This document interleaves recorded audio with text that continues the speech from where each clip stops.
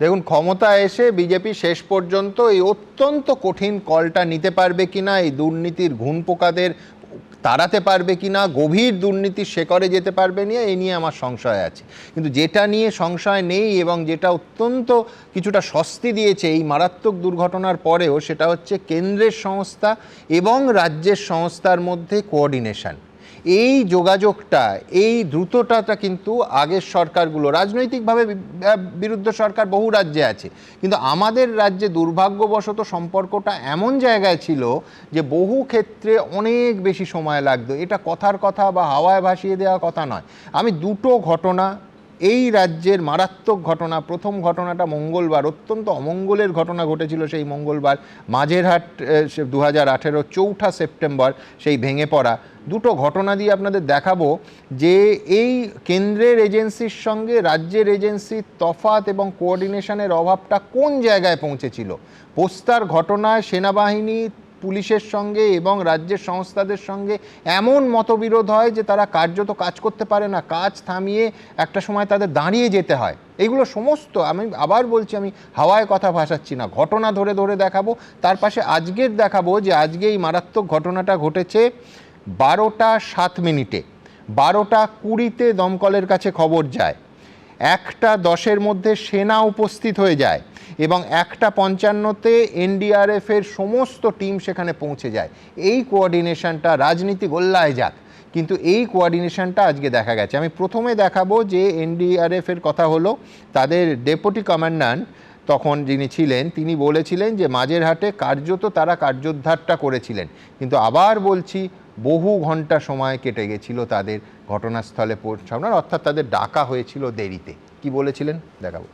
4 तारीख 6:30 बजे से लेकर और आज 6 तारीख सुबह 6:35 तक ये ऑपरेशन कंटिन्यू चलता रहा। यहाँ पर कोई भी डेड बॉडी जब नहीं है, इसलिए एनडीआरएफ ये ऑपरेशन क्लोज। এবার সরাসরি একেবারে চলে আসুন 2016-র 31শে মার্চ, যেখানে পোস্তার বিবেকানন্দ উড়ালপুরের বড় অংশ ভেঙে পড়ল, 1-2 নয় 27 জন মানুষের মৃত্যু হয়েছিল। সেইখানে যখন সবাই মিলে ঝাঁপিয়ে পড়ার কথা, কে রাজ্যের, কে কেন্দ্রের, কে স্থানীয়, কোনো বিভেদ রাখার কথা নয়, তখন এমন মতভেদ হলো, বিরক্ত সেনাবাহিনী উদ্ধার কার্য থেকে তাদের সরে দাঁড়াতে হয়েছিল। সেই খবর আমরা ব্রেক করেছিলাম এবং তার জন্য সেই সময় চেয়ারে বসা তৎকালীন বিরাট এক আইপিএসের, এখনও তিনি আছেন, এই বিমলদাদের জামানাতেই স্বমহিমায় আছেন, বিরাট এক আইপিএসের হুমকি ফোন এসে গেছিল যে মারাত্মক ঘটনা, এই ঘটনা দেখাবেন না, কিন্তু সেটা সত্যি ঘটনা ছিল। সেদিন দেখিয়েছিলাম, তাই নিয়ে বিশ্লেষণ করেছিলাম, আজকে আবার দেখাচ্ছি। কারোর কিছুর করার থাকলে দয়া করে করে নিন। দেখুন, সেনাবাহিনীর উদ্ধার কাজ, সেখানে জটিলতারও সৃষ্টি হয়েছে।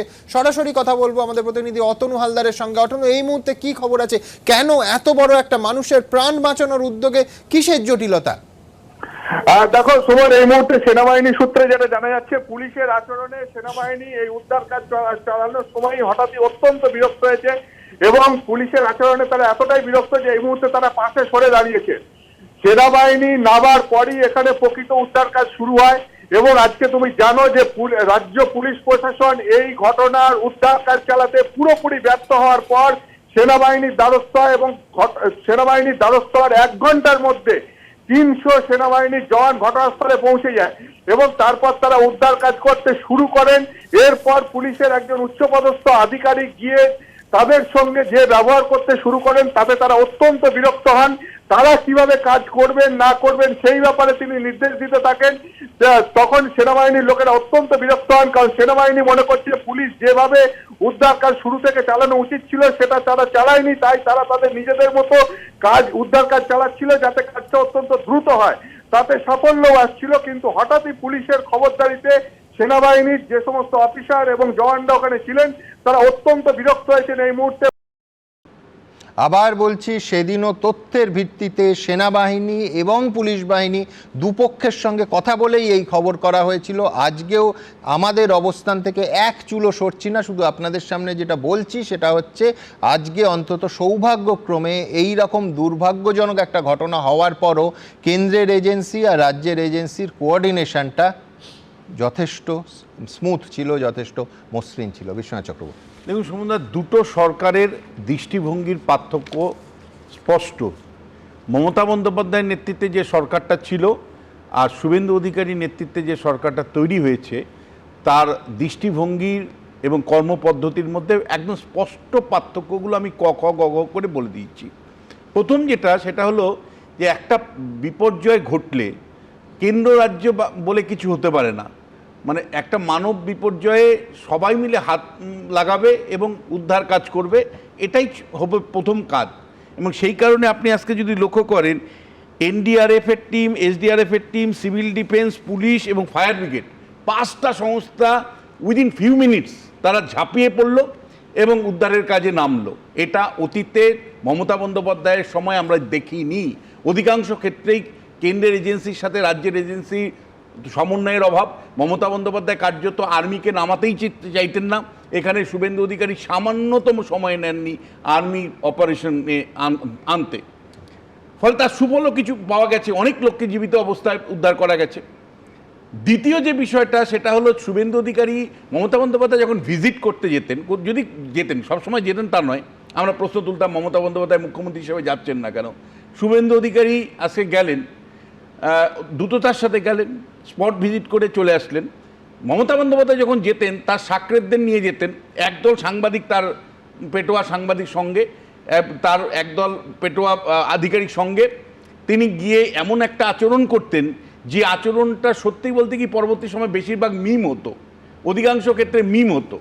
আর শুভেন্দু অধিকারী গেছেন পরিষ্কার, তার সাথে মানে আরও 6জন মন্ত্রী ছিলেন, একেবারে বাইরের থেকে দেখে যতটুকু বোঝার দরকার বুঝে উনি তার মতন এসছেন। সাংবাদিকরা প্রশ্ন করেছেন, উনি বলেছেন যে দেখুন এখানে প্রশ্ন করার জায়গা নয়, এটা পরিষ্কার একটা মানে হচ্ছে, উদ্ধার কাজে হচ্ছে, এই উদ্ধার কাজে আমি সরাসরি এখানে থাকতে পারি না, থাকলে কাজে ব্যাঘাত ঘটবে।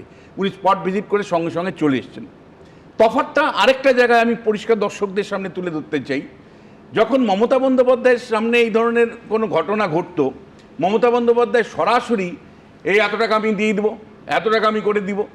কিন্তু শুভেন্দু অধিকারী কিন্তু পার্লামেন্টারি ডেমোক্রেসির যে নর্মস, যে যখন কখন বিধানসভা বসে বা পার্লামেন্টে যদি লোকসভা বসে বা রাজ্যসভা বসে, তখন কিন্তু বাইরে কোনো ঘোষণা করা যায় না, এটাই হলো মানে প্রথা। সেই প্রথা অনুসারে শুভেন্দু অধিকারীকে যখন সাংবাদিকরা প্রশ্ন করেন যে কি কি অ্যাকশন নেওয়া হচ্ছে, কি ধরনের ক্ষতিপূরণ দেওয়া হবে ভুক্তভোগীদের, উনি পরিষ্কার করে বললেন যে যেহেতু এই মুহূর্তে বিধানসভার অধিবেশন চলছে, আমি যা ঘোষণা করার কালকেই করব, আমি আজকে নিজের থেকে করতে পারি না। তৃতীয় যে তফাৎটা, মমতা বন্দ্যোপাধ্যায় নিজের থেকে এমন করে বলতেন যে তিনি ইঞ্জিনিয়ার, তিনি অপারশিয়া, তিনি সব।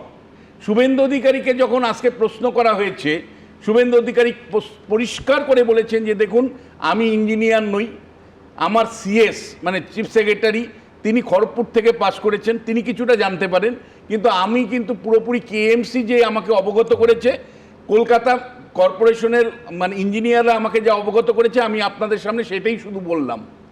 আগামীকাল পুরো রিপোর্ট যখন ওনারা দেবেন, আমি সেটা বিধানসভায় পেশ করব। অর্থাৎ শুভেন্দু অধিকারী আগ বাড়িয়ে একবারের জন্যও কিন্তু যে মন্তব্যগুলো মমতা বন্দ্যোপাধ্যায় করে খিল্লি হতেন, সেরকম কিন্তু কখনোই করেননি। এখানেই মমতা বন্দ্যোপাধ্যায়ের সাথে শুভেন্দু অধিকারীর কিন্তু একটা পরিষ্কার পার্থক্য। এইবার আপনাকে পার্থক্যের পাশাপাশি আপনাকে কয়েকটা প্রশ্ন রাখতে চাই। আজকে এই স্পটে ববি হাকিম গিয়ে হাজির। ববি হাকিম কিসের দৌলতে গেলেন? না, শেষ পর্যন্ত যেতে পারেন, শেষ পর্যন্ত যেতে পারেন।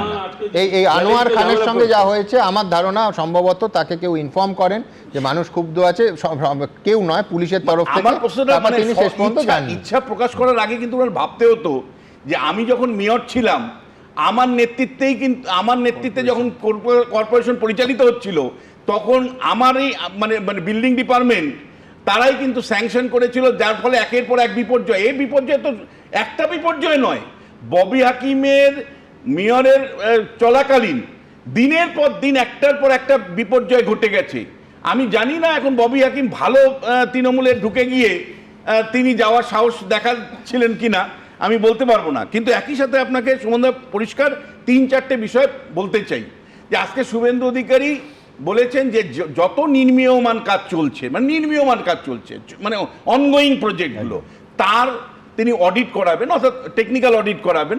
তার জন্য টিমের কথা, কি ধরনের টিম হবে সেটাও একটা আভাস দিয়েছেন। এগুলো তো ঠিক আছে, যেগুলো অনগোয়িং প্রজেক্ট চলছে, কিন্তু সমস্ত প্রজেক্ট সম্ভব না, অনগোয়িং তো চলছে। কিন্তু আমার প্রশ্ন হচ্ছে যে প্রচুর প্রজেক্ট এই গত 5-7 বছর হয়ে গেছে, যেগুলো আবার ভেঙেওছে, যেগুলো আপনি আর আমি আলোচনা করেছি, ভেঙে মানুষের মৃত্যু মিছিল আমরা দেখেছি।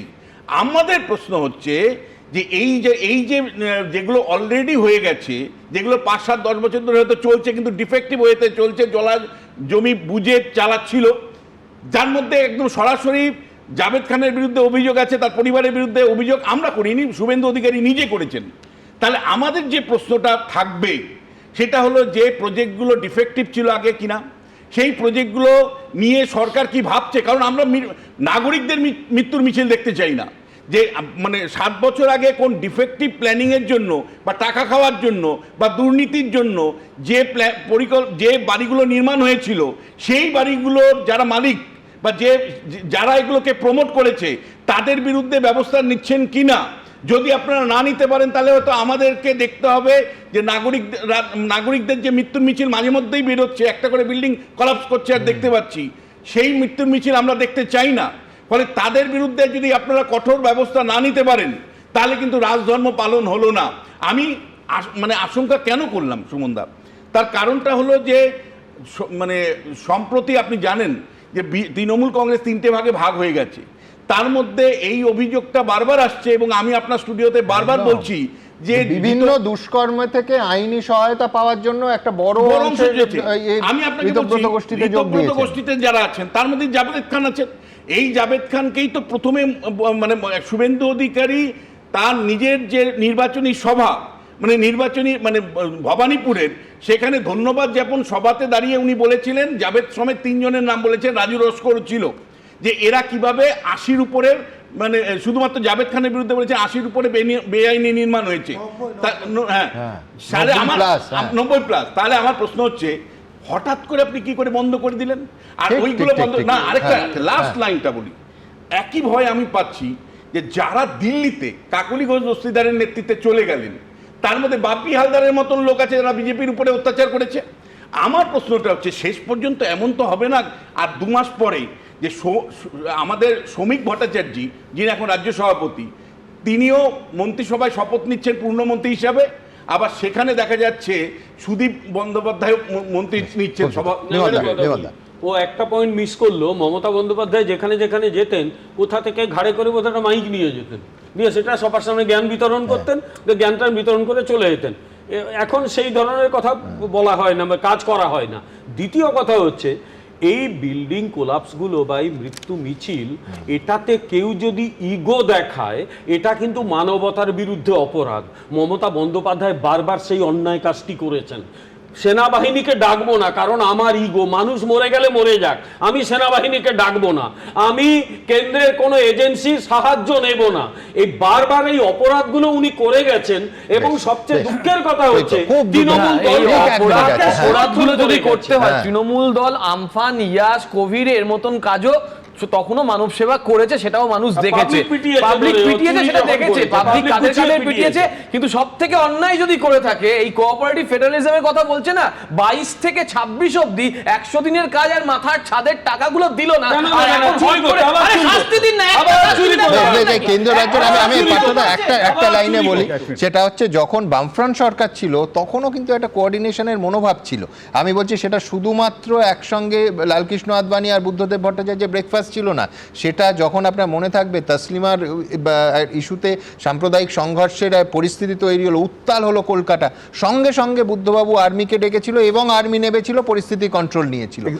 এইটা কোথাও হারিয়ে গেছিল, যেটা আজকে দেখা গেল। আমি বলছি যে এটা হওয়া উচিত, বাঞ্ছনীয়, কারণ রাজ্যে যদি একটা সরকার থাকে কেন্দ্রের সাথে সমন্বয় রেখে চলবে, এই নিয়ে কোনো অসুবিধা নেই। কিন্তু একই সাথে খেয়াল রাখতে হবে যে যে দপ্তরগুলো রাজ্য সরকারের অধীনে, যে ডিজাস্টার ম্যানেজমেন্ট অথরিটি রাজ্য সরকারেরও আছে, কর্পোরেশনও আছে, তাদের যে দুর্বলতা ত্রুটি সেগুলো যেন ঢাকা না পড়ে যায় বারবার সেনার ইন্টারভেনশনে। ঠিক। সেনা নিশ্চয়ই থাকবে, ফলে এবার গাছ কাটতে যদি হচ্ছে সেনা লাগে, আমার হচ্ছে এটা তো কোনো শুভ লক্ষণ নয়। একদম। ফলে আমাদের যতগুলো দপ্তর আছে তাদের এফিসিয়েন্সি বাড়ানোর হচ্ছে আর একটা উদ্যোগ ঠিক। নিতে হবে, এটা এক। আর লাস্ট যেটা আমি বলবো যে অতুল্য কথাটা, যে আমফানে রাজ্য সরকারের কি ভূমিকা। আমফানে যে পরিমাণ দুর্নীতি হয়েছিল, অনলাইনে টাকা চলে গেছিল, 3 তলা বাড়িওয়ালা লোকের কাছে হচ্ছে ত্রাণের দুর্নীতি। আমি বলছি সেখানে দাঁড়িয়ে শাস্তি কি হয়েছিল, বলেছিল যে যারা যারা টাকা নিয়েছেন তারা ফেরত দিয়ে দেবেন, একদম। মুখ্যমন্ত্রী বলেছিলেন। কেউ ফেরত দেবে। এটা শাস্তি নয়, না না, যারা এটাই নিয়েছিল বলছি। তারা ক্রিমিনাল অফেন্স Criminal করেছিল, offense তাদের করেছে। শাস্তি ফলে- কোথায়? ফলে- Corruption, আমি ফলে- দুর্নীতি নিয়ে ফলে কথা শুধু- বলিনি, আমি শুধু বলেছি বাড়ি ভাঙা নিয়ে, যেখানে মানুষের শুধু পাশে বাড়ি থাকা ভাঙা দিয়ে নিয়ে। হবে না। না, মানুষের বেআইনি পাশে নির্মাণ মানুষকে ছিল। উদ্ধার করে পঞ্চায়েত মানুষের দিনে সমস্যাগুলো লোকের দেখে সামনে এগুলো। দাঁড় করিয়ে বেআইনি দেয়। তারা তো নির্মাণ আপনাদের যারা দলে করছে, গেল। আন্দোলন 21 সালে তো তারা বেআইনি আপনাদের দলে নির্মাণ তাদেরকে যারা টিকিট করেছে, দিয়ে দিলেন স্যার। শুধু 21 সালে তাদের আপনারা টিকিট দিলেন। ঠিক আছে। এবিপি আনন্দ, এগিয়ে থাকে, এগিয়ে রাখে।